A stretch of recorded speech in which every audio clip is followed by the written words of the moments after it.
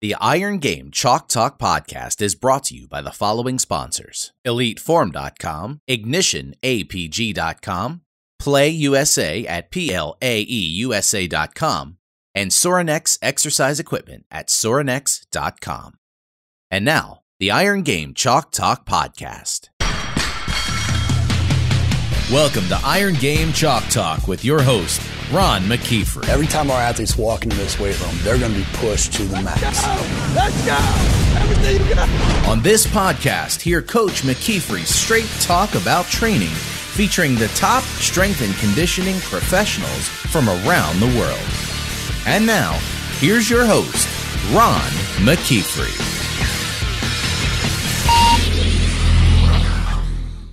Hey guys, welcome back to Iron Game Chalk Talk. I'm your host, Ron McKeefery, and this is episode number 103. Iron Game Chalk Talk is a weekly podcast where I bring you experts in the field to talk shop. If you haven't already done so, please subscribe to us on iTunes or YouTube, or join the mailing list at ronmckeefery.com to stay up to date with the latest guests and anything else that I have going on.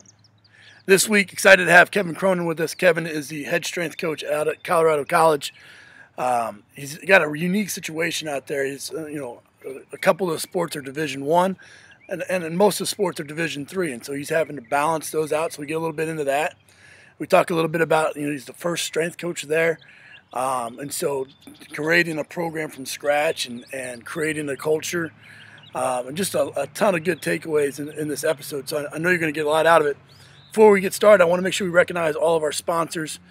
We have EliteForm.com, we have PlayUSA, we have Sorinex.com, and of course, IgnitionAPG.com. Ignition is, we had Ben Creamer on a couple weeks back, about his hand-to-hand combat DVD. That's out now. Make sure you go check that out at IgnitionAPG.com. He's today, just as we're speaking, and we're doing this presentation, he's down at the Marvin Lewis Coaching Clinic, giving a hand-to-hand combat for football presentation to their coaches conference, and he goes around. We've had him come up and speak to our with our players. He's gone down a handful of other schools, so if you're in the market for that, he'd be a great guy to bring in. Fantastic person, and like we've talked about several times on the show, Ignition just does it the right way: mind, body, spirit, and make sure they're focusing on building all three and not just any one of those areas. And so make sure you check that out. Go to their Facebook page, like their Facebook page, and stay up to date with what they got going on. Just, like I said, reach out to them. Just tell them thanks for sponsoring the show. The show doesn't happen without all four of our sponsors. So make sure you do that for me if you could.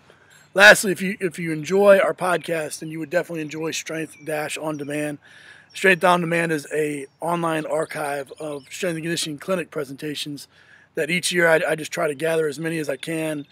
Sponsor different clinics, friends in the business that just have given us content, and we throw it up in a depository here just for everybody to be able to access.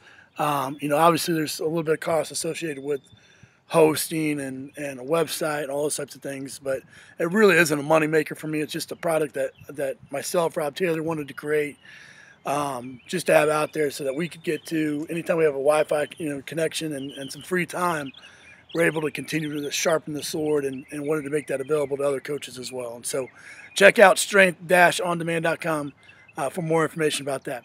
Don't want to waste any more time. Let's get to Kevin's episode. Take lots of notes, and we'll see you on the other side.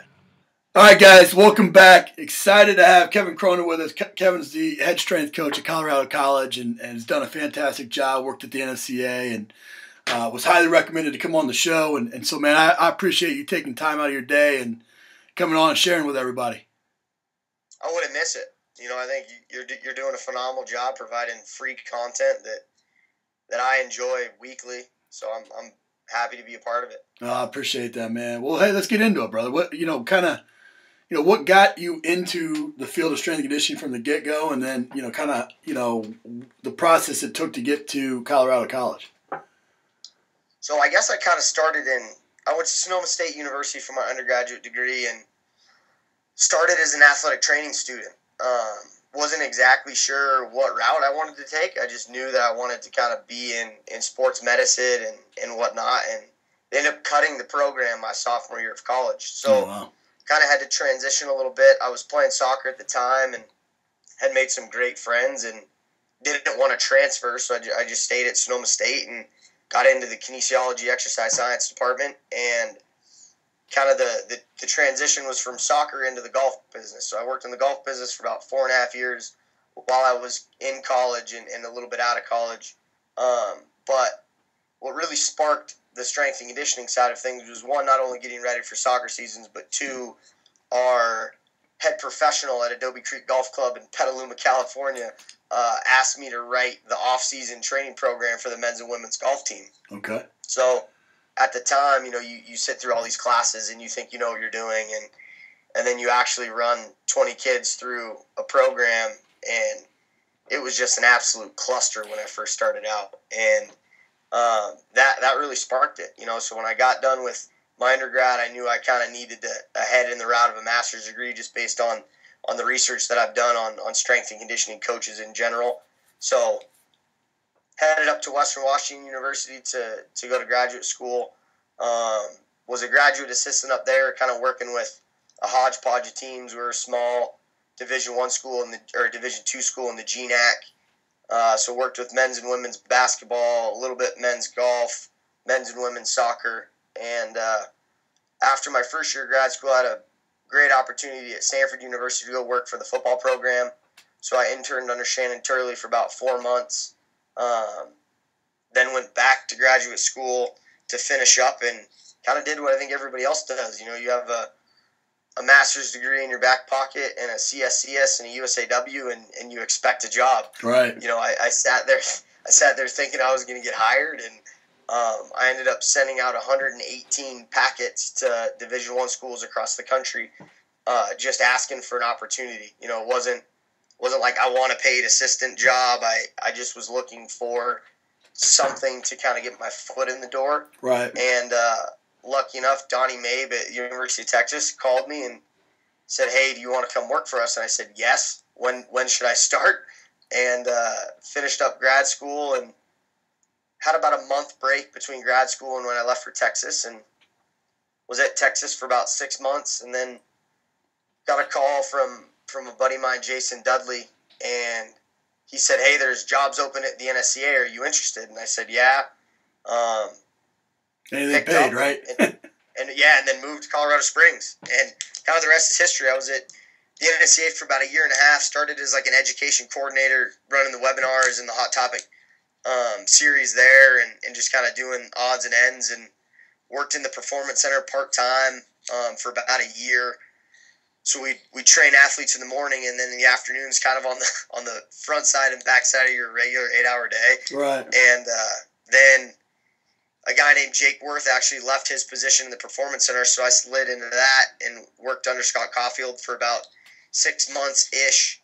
And then the job that I have now popped up, and it's kind of the inside hire. We were training women's soccer and men's ice hockey at the time, so when I sat in my interview, I knew about 4 people on the committee, so it was kind of a smooth transition and a good transition. I loved working at the NSCA, but I knew I wanted to be in a weight room full time, so it was a nice little move. I didn't really have to travel much. I didn't have to go to a new state or anything. I just kind of started driving down different streets to get to work. That's great.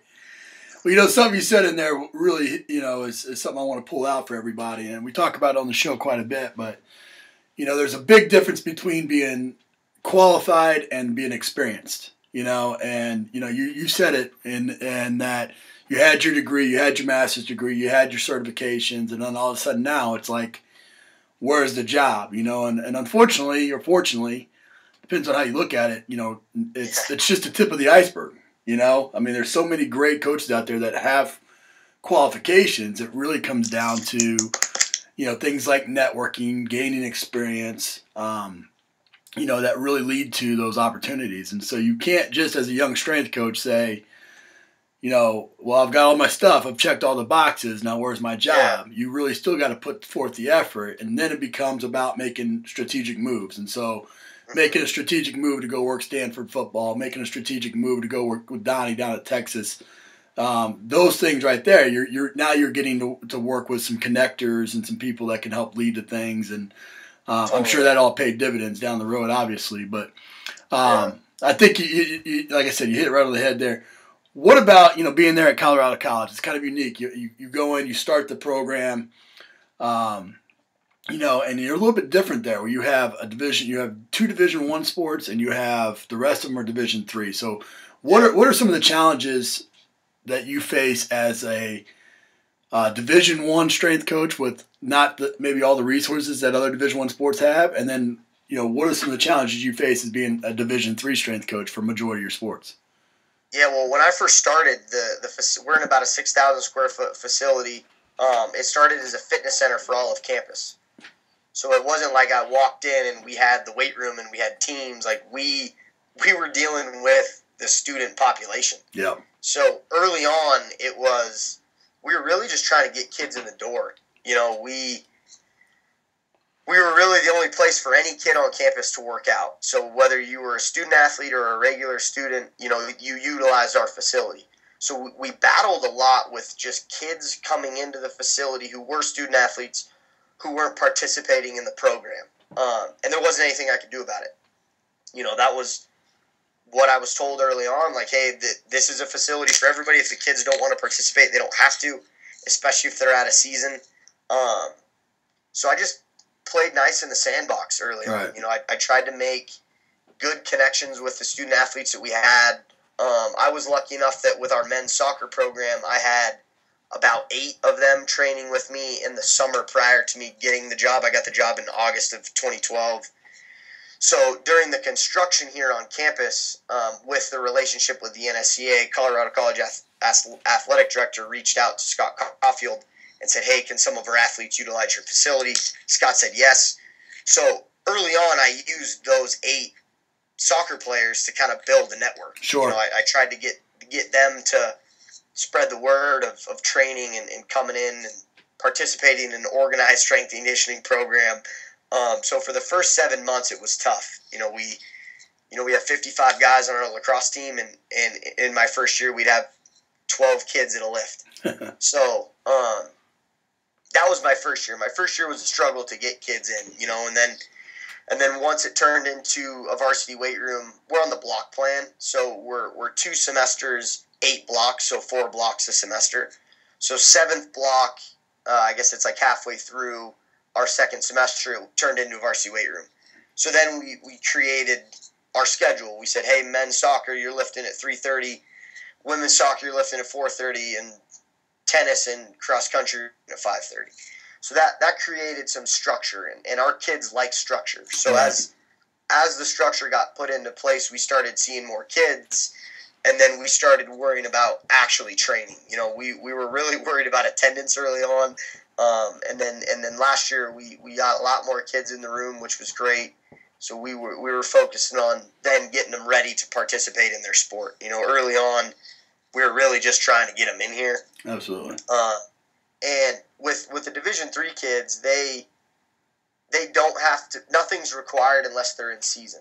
So our struggle is finding that line between being friendly enough that kids don't flip you the bird and don't come into the weight room, but being stern enough that it's not a disaster every time they come in the room. Yeah, it's not an open gym. So we found a pretty good mix.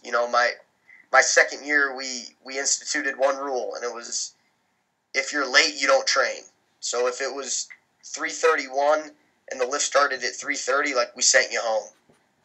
And that helped us build a culture. We tried to build it really slowly. Like, we didn't just come in swinging a big bat and telling kids what to do. We kind of slow played it a little bit. So last year we grew a lot. With our Division III kids, we again really wanted them to come in the room, but we weren't so abrasive that they just said, no, we don't want to come in here. Right. And it's interesting because, like, our Division I teams, women's soccer and ice hockey, they follow every other Division I rule, like you get a certain amount of hours each week. But with our Division III kids, we have as many hours as we want. Right. We could take 7 hours a week as long as the kids are showing up voluntarily. Sure. So, I'd say our biggest struggle is that, like, the side of Division III athletics when they're out of their season, where we can't force them to do anything. But other than that, it hasn't been that hard. We have good kids on campus, like kids here come here for academics, but they also take their sports pretty seriously. Mm-hmm. So once we got the ball rolling, it kind of steamrolled a bit.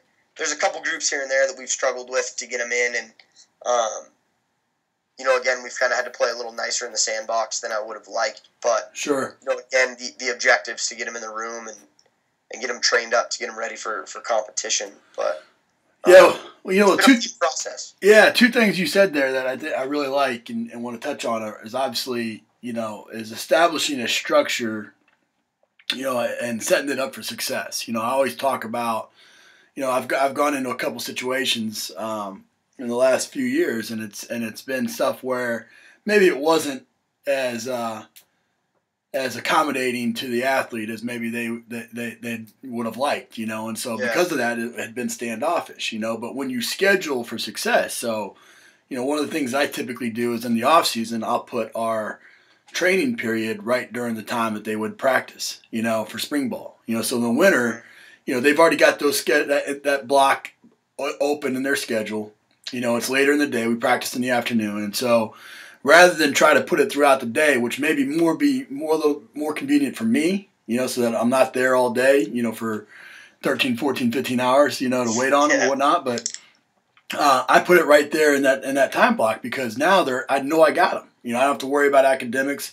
It's already built into their schedule. And instead of having it to where I got a group coming in the first class block and then one coming in the second class block and one coming in the third, well, what happens is you got somebody sleeping, you got somebody playing a video game, you got somebody, staying at a girl's house or whatever, and all of a sudden it's like, man, I'm looking around saying I don't want to go train, I want to go freaking play a video game or sleep in or whatever, and so when you create an environment in which it makes sense for them, that you usually have success, For sure. Go ahead. We're funny because like our classes go from 9 a.m. till noon, and then from 1 till 3. So we more or less have to get all of our work done in the morning before 9 a.m., typically before 8:15 a.m. And then once 1:30 or 2:30 hits, we usually get a little bit of a trickle. But it's funny you say that because like our kids are so structured all day that it just made sense. Right. Like instead of having it be this free-for-all in the afternoon, we're like, hey, your lifting time is at 3:30. Yeah. If you want to lift, come in at 3:30. And kids are like, wait, so you'll do that 3 times a week? I'm like, yeah, 3:30, Monday, Wednesday, Friday. Come in, we'll get a training session in. And they're like, oh yeah, great, totally. We'll see you then. Yeah. So it's been funny to see how much they've like latched on to structure. Yeah. Well, that's you got to provide it. That's what they're all looking for it as long as it makes sense to them. The second thing I liked that you said was you implemented one rule. And so many times you go in there as this young strength coach and you take over a program and you give them this laundry list of rules and regulations, and it's like, okay, well, wait a minute. If I did this wrong, then I do this, and if I do that, then I do this, and it's like, whatever. I'll take my chances, right? Yeah, right. But if you make one, and it's like you're going to enforce it, and that's probably the more important thing is like you make a rule, you better enforce it. If not, then you've just opened yourself up, and so I like the fact that you took it one rule at a time. You've probably added on to that, I'm sure, but but you really make it very clean and clear that, hey, look, this is, look, man, we're trying to, to do some things here. We're trying to change a culture. This has to happen for us to get better. So, if you can't abide by that, then you're choosing the alternative. Yeah, and we had a lot of coaches who were a little bit distraught with they were 1 minute late. Why'd you send them home? Yeah. And it's like that's our rule. Like, I will fight this battle. Yeah. Like, I was going to take it wherever I needed to take it for it to work. And it's worked. We have kids sprinting in from practice to make sure they're on time for lifts, and it's been a lot better this year. Like, we had some instances where our sport coaches have gone long at practices and they've sent kids in 15 minutes late. And, we granted had a conversation after the fact, but there were instances where we kind of got put in a spot where, right. we were kicking kids out for being a minute late, but then a team that's in season comes in 15 minutes late because they were late from practice. Right. So we've ended up having to fight a little bit smaller of a battle in different spaces just to try to have coaches help us uphold our rule. Sure. Because kicking a team out that's in season Yeah. for being late when it's not necessarily their fault was, an interesting little situation. Well, no doubt. That's, one of the things I always tell people, and, is that as a strength coach, our biggest job, our biggest role is to be the best advocate for the athlete, Yeah. And so we have to go fight those battles like that with coaches that are like, hey, look, we've got this rule. What usually sets that off and sets the table for that is if you had this conversation well in advance and said, hey, look, this is a rule I'm going to have in the weight room. I'd appreciate it if you help me with this. If it's going to be something that, is unavoidable because you got to try to do what you got to do to win the game this week or whatever, I get it. But I need you to come down with them and show, and at least you're consciously making an effort to be like, hey, look. And then it's like, look, the athletes see you sticking up for them. Yeah. And they'll go to battle for you. And you got to have that as a strength coach because you don't have the carrot. You don't have playing time to hang out in front of them, right? So it's like as we wish we did. Yeah, so you gotta have this relationship that's unwavering, and so doing that, and we touched on it a little bit, but when you take over a program, any program, let alone one that's starting up from scratch, you have to establish a culture. You have to establish, an environment of training, and so what are some of the things that you did, maybe with your coaches, maybe with logos around the weight room, music, whatever it was to establish this culture that like now it's different. You walk through those doors, it's different than the rec center you used to train in. Yeah, we just have fun. I love coaching. I love bouncing around. We just made it an environment that was infectious. We made these kids believe that we loved what we're doing because we do. And so that was kind of what we hung our hat on. Like, no matter how bad your day is, no matter how bad your head hurts, or if you're sick or whatever, like, we bring it. We come with energy, and kids enjoyed coming in because we enjoyed them coming in. Right. So it wasn't. I would say we did anything too different other than just kind of being ourselves. We don't have a whole lot on the walls in the weight room. You know what I mean? Sure. I would love to do things, but we just didn't really have the funding for it. But one thing that we've done now that I think is helping us a lot is we're doing an athlete of the week. So based on NCAA rules with Division III, we can't report attendance to our sport coaches when they're out of season. So the athletes of the week, one of the criteria is you have to be in season, because once they're in season, we can report stuff. Right. And that's helped a lot. I think kids are now taking pride in training. Before, and I'll be the first to admit it, like, we went through the motions. There were a lot of teams that kind of came in and just went through the motions, because first objective was attendance my first year. Right. Last year was we want kids to be in, but we want to start putting our foot on the gas. And this year it's been like we need to put our foot on the gas. Like, going through the motions doesn't work anymore. You read all the research. If you have untrained kids, you can do whatever you want to them, and they're going to be great. Right. So we, not to say that that's what we did, but we were very, very, very rudimentary last year. Just because we were trying to get kids strong. Like, our main objective is to have every kid on campus squat 1.5 times body weight. Are we there on every sport? No, but we're close. Mm-hmm. But this year, actually posting, we posted on like the window outside of the weight room, and it's a photo of the student athlete, what block their athlete of the week, or what block in what week their athlete of the week, their name, their team. And then I've more or less done like 3 or 4 bullet points at the bottom of it that says why they're athlete of the week. Yeah, that's good.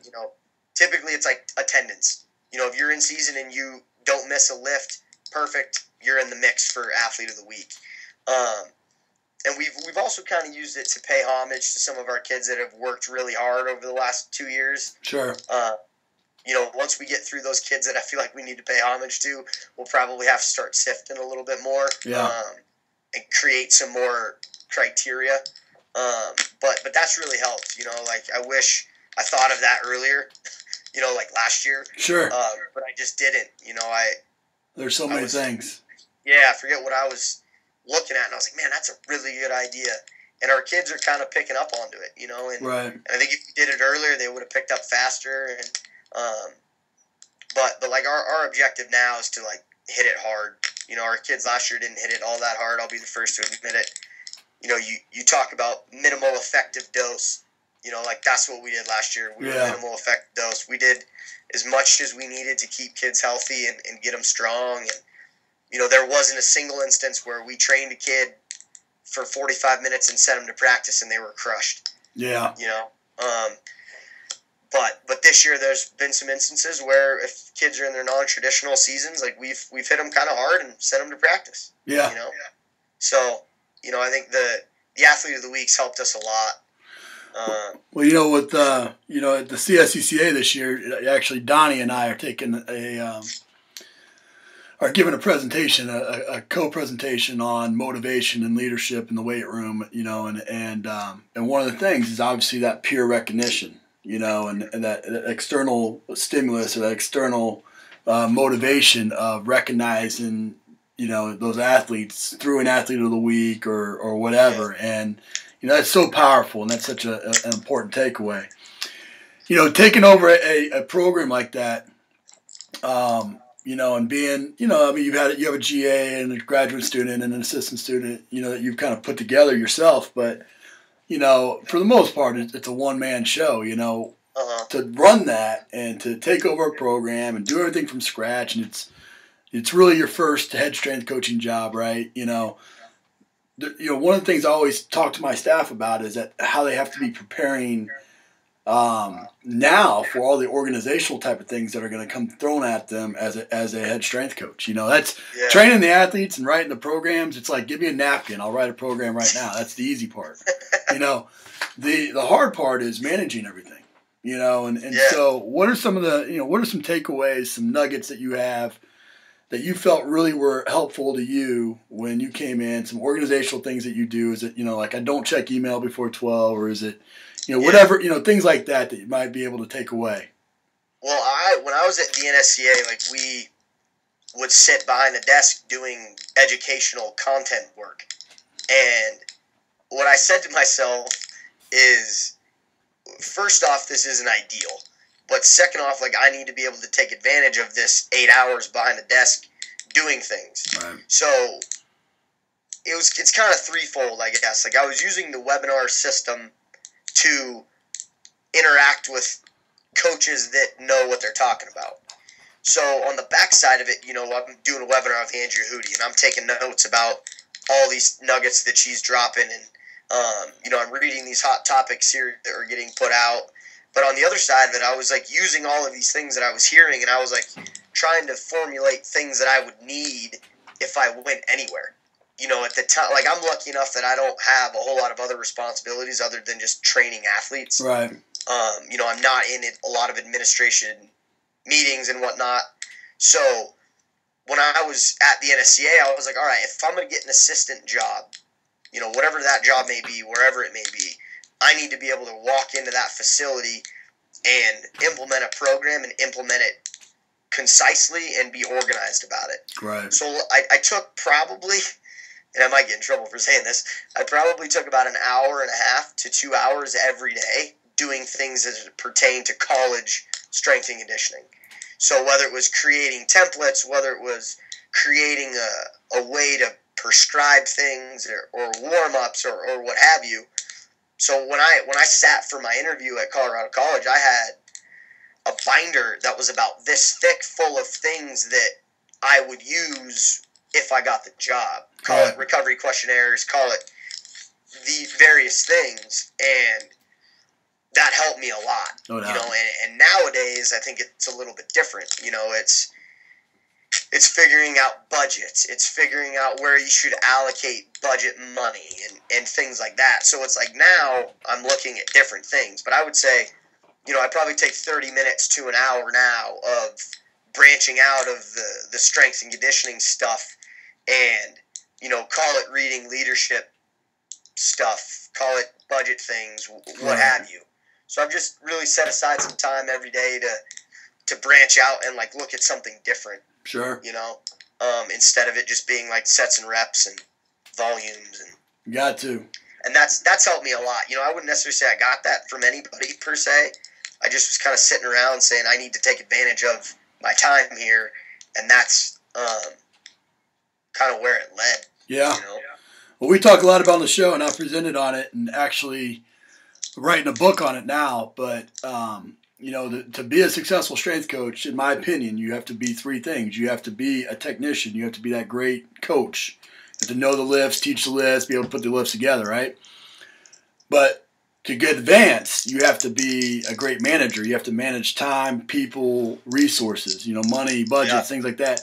And then you have to be entrepreneurial. You have to be forward thinking. You have to always kind of be changing. You have to be continually sharpening the sword, and you have to be all three of those things. You can't be your head so far in the clouds that you're always thinking of ideas, but you have no execution as a technician, and you can't just be sitting behind the desk all day long and, not do anything, so, right. It's all those things. And so I'm excited to write this book on it, but but you're hitting it right there with, that's the part that young strength coaches miss is that, you need to read in leadership. You need to read in budgeting and outsourcing and these types of things that are going to help you save time, which is your most valuable commodity as a strength coach. Well, and I think when I first got to Stanford, I didn't get it. I was so worried about helping move weights and setting things up that I wasn't conceptualizing what was happening.